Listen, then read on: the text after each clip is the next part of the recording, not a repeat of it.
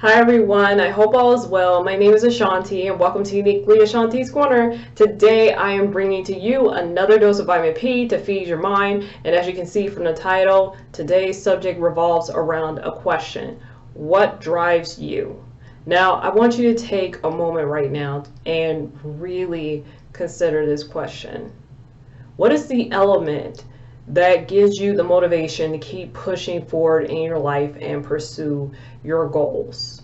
There are various factors that drive each person to better themselves. Some of these factors include their families, a desire to grow and learn in their career interests, which leads to better opportunities, and wanting to better themselves from mistakes made in the past. All very good reasons to push forward. There is absolutely nothing wrong with having one or more factors that drive us to better ourselves. In fact, it's necessary. But the reason I am asking you this question right now is because sometimes the things that drive us can actually be toxic.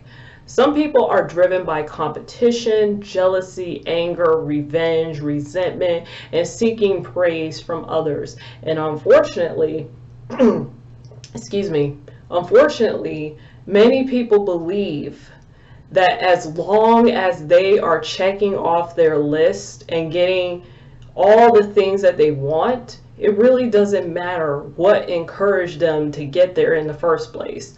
But we often don't stop to think about how our actions affect not only ourselves, but the people around us. We can become so obsessed with reaching the top at all costs to the point that we just can't see or think straight.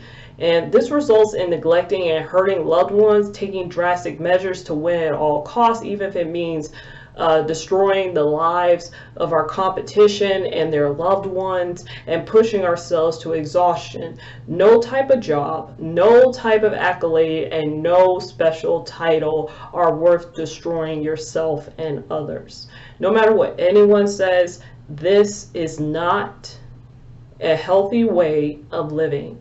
And you might be thinking to yourself, well, nothing has happened to me so far, so what's the big deal?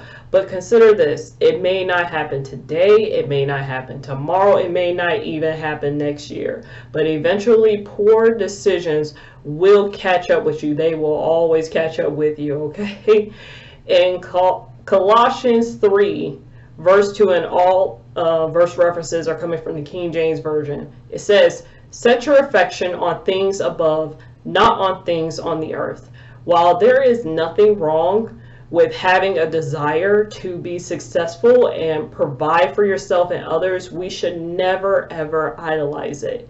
Also in Philippians 4:8 it says, "Finally, brethren, whatsoever things are true, whatsoever things are honest, whatsoever things are just, whatsoever things are pure, whatsoever things are lovely, whatsoever things are of good report, if there be any virtue, and if there be any praise, think on these things." We constantly have to monitor our thoughts on a daily basis. If we're constantly looking at all the things and the opportunities that we don't have, we cannot see the blessings that God has given us and continues to give. Don't allow perverted thoughts to lead you down a dark path and block you from the good things in your life. I was actually inspired to talk about this from a movie that I watched some time ago.